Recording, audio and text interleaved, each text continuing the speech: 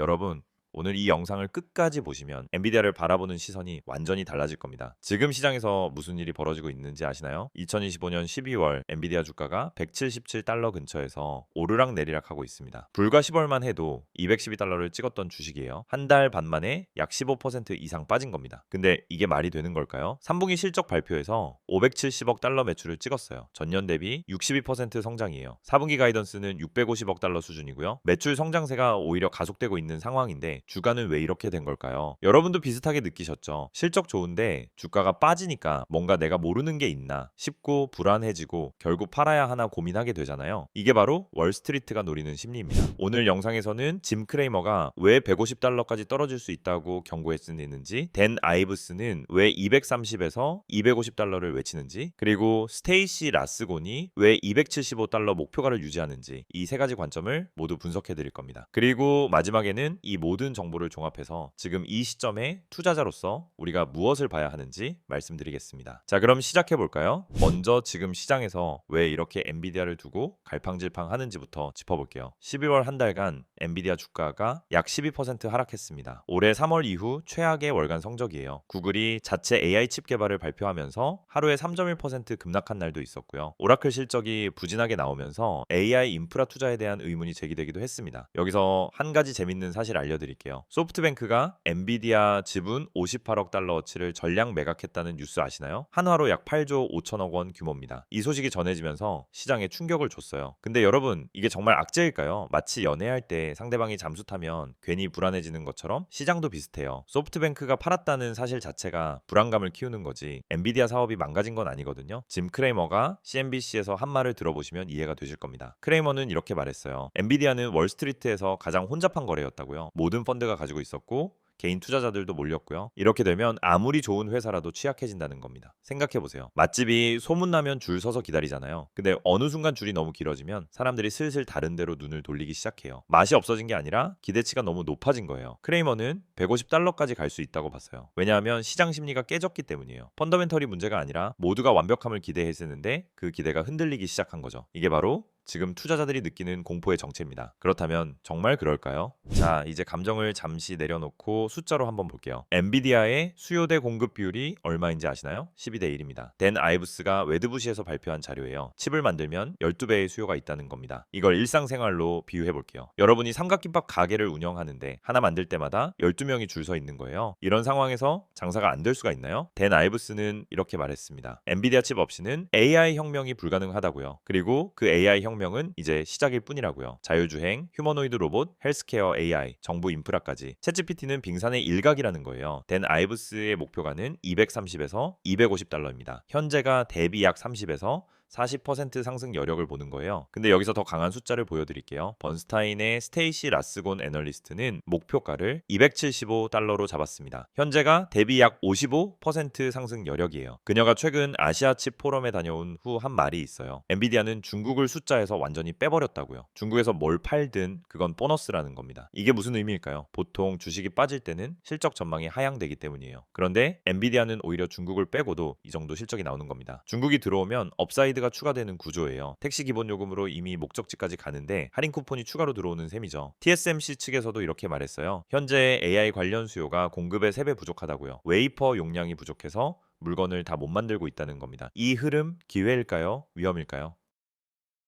자, 여기서 정말 중요한 걸 보여드릴게요. 최근 젠슨 황 엔비디아 CEO와 사티아 나델라 마이크로소프트 CEO가 대화를 나눈 영상이 공개됐어요. 여기서 젠슨이 한 말이 충격적입니다. 호퍼 대비 40배 속도 향상이라고 했어요. 40%가 아니라 40배예요. 불과 2년 만에요. 이게 얼마나 대단한 건지 비유로 설명드릴게요. 여러분이 알바로 1시간에 10,000원 버는데 2년 후에 같은 시간에 40만 원을 벌게 된 거예요. 똑같은 노동 시간인데 결과가 완전히 달라진 거죠. 젠슨은 이렇게도 말했습니다. 우리는 더 이상 PC를 만드는 게 아니라 AI 팩토리를 만든다고요. AI 팩토리라는 개념 자체가 새로운 겁니다. 데이터 센터가 단순히 서버를 모아놓은 곳이 아니라 AI를 생산하는 공장이 된다는 의미예요. 그리고 여기서 핵심 포인트가 나옵니다. 젠슨은 기술이 2년마다 40배씩 발전하면 4년 기다리면 안 된다고 했어요. 매년 업그레이드 해야 한다고요. 이게 무슨 뜻이냐면 마이크로소프트 같은 고객들이 엔비디아 칩을 한번 사고 끝나는 게 아니라는 거예요. 매년 새 칩을 사야 경쟁력을 유지할 수 있다는 겁니다. 주식 용어로 하면 이제 리커링 레버뉴, 반복 매출이에요. 영화관 티켓 한 장 파는 게 아니라 OTT 구독료를 매달 받는 구조로 바뀐 거예요. 사티아 나델라도 인정했습니다. 엔비디아와 마이크로소프트의 초긴밀 협력이 컴퓨팅의 새로운 시대를 열었다고요. 그래서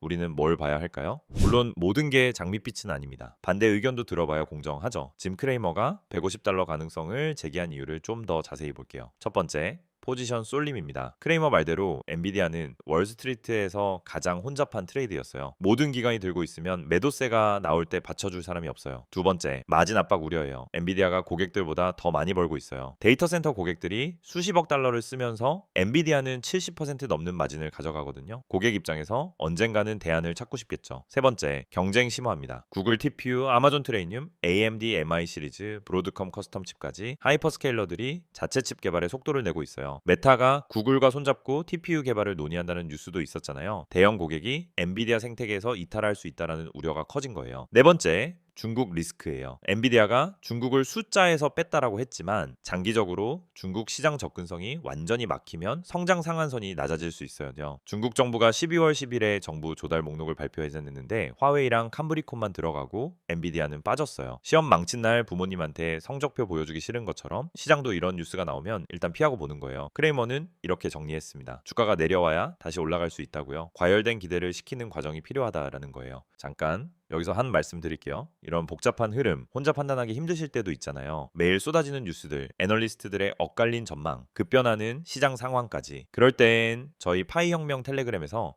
주요 이슈와 자료 정리된 걸 확인해 보세요. 단타, 중단기 트레이딩 하시는 분들끼리 정보 나누기 딱 좋습니다. 실시간으로 중요한 뉴스가 뜨면은 바로 공유되고 투자 아이디어도 함께 나누고 있어요. 혼자 고민하지 마시고 같이 보면 더 정확하게 판단할 수 있습니다. 링크는 영상 설명란에 있으니까 참고해 주세요. 자, 이제 진짜 핵심으로 들어갑니다. 하락론자들의 주장을 다 들어봤잖아요. 근데 여기서 반전이 있어요. 역사적으로 엔비디아는 블랙 프라이데이부터 연말까지 58% 확률로 상승했습니다. 평균 상승률은 2.8%예요. 2059년 상장 이후 데이터입니다. 12월 금리 인하 가능성이 이제 81%까지 올라갔어요. CME 패드워치 기준입니다. 금리가 내려가면은 성장주에 자금이 유입되는 건 기본이잖아요. 그리고 여기서 댄 아이브스의 말을 다시 한번 들어볼게요. 그는 이렇게 말했습니다. 2022년에 젠슨이 엄청 까였다고요. 왜 게임 회사가 AI에 투자하냐고. 근데 결과가 어떻게 됐나요? 아이폰도 그랬어요. 2008년에 그냥 AT&T용 스마트폰 하나 나온 거라고 했죠. 나델라가 마이크로소프트를 클라우드 회사로 바꾸겠다고 했을 때도, 머스크가 전기차 하겠다고 했을 때도 다들 비웃었어요. 결국 혁신가에게 베팅하는 사람이 이깁니다. 댄 아이브스는 이렇게도 말했어요. 지금 건설 중인 데이터 센터가 가동 중인 데이터 센터보다 많다고요. AI 수요는 이제 시작이라는 겁니다. 그리고 놀라운 숫자 하나 더 알려드릴게요. 블랙웰렉 하나가 3,000파운드예요. 킬로그램으로 1360kg 정도 됩니다. 이 안에 120만 개의 부품이 들어가요. 천장 높이만큼 크고요. 이걸 만드는 건 엔비디아밖에 못해요. 경쟁사가 따라오려면 몇 년이 걸립니다. 월세 내면서 남의 집에 사는 거랑 내 집 마련하는 거 어떤 게 더 안정적인가요? 엔비디아는 AI 인프라의 집주인이에요. 젠슨 황의 표현대로 다른 회사들은 엔비디아 세상에서 월세 내면서 살고 있는 거예요. 자, 이제 정리해 볼게요. 현재 애널리스트 60명 중 매수 의견이 60명이고 매도 의견은 단 1명입니다. 평균 목표가는 $250 수준이에요. 현재가 대비 약 42% 상승 여력을 보는 겁니다. 그런데 짐 크레이머처럼 당이 하락을 경고하는 목소리도 있어요. 어떻게 봐야 할까요? 첫 번째, 시간축을 나눠서 보세요. 단기적으로는 $170에서 $195 박스권에서 움직일 가능성이 높아요. 심리가 안정되려면 시간이 필요합니다. 중장기적으로는 AI 인프라 투자가 계속되는 한 엔비디아의 지배력은 유지될 거예요. 두 번째, 뉴스에 휘둘리지 마세요. 구글 TPU 뉴스에 주가가 빠지면 그게 기회일 수도 있어요. 엔비디아가 직접 반박했잖아요. 자기들이 업계에서 한 세대 앞서 있다고요. 세 번째, 실적 추이를 보세요. 4분기 가이던스가 $650억 달러예요. 전년 대비 65% 성장 전망입니다. 매출 성장이 가속되고 있어요. 둔화가 아니라요. 비트코인이 반감기 전에 빠졌다가 후에 오르는 것처럼 엔비디아도 제품 사이클 전에 조정받고 출시 후에 점프하는 패턴이 있어요. 내년 상반기 블랙웰 본격 출하, 하반기 루빈 칩 출시 예정입니다. 이게 바로 투자자로서 우리가 주목해야 할 타임라인이에요. 여러분, 오늘 영상 정말 길었죠? 마지막으로 핵심만 정리해 드릴게요. 하나, 현재 주가 하락은 펀더멘털 문제가 아니라 심리 문제입니다. 둘, 수요는 공급의 12배, AI 인프라 투자는 이제 시작입니다. 셋, 단위 변동성은 있겠지만 중장기 방향성은 여전히 위를 향하고 있어요. 넷, 젠슨 황이라는 혁신가에게 베팅하는 건 역사적으로 좋은 선택이었습니다. 다섯, 무엇보다 중요한 건 흔들리지 않는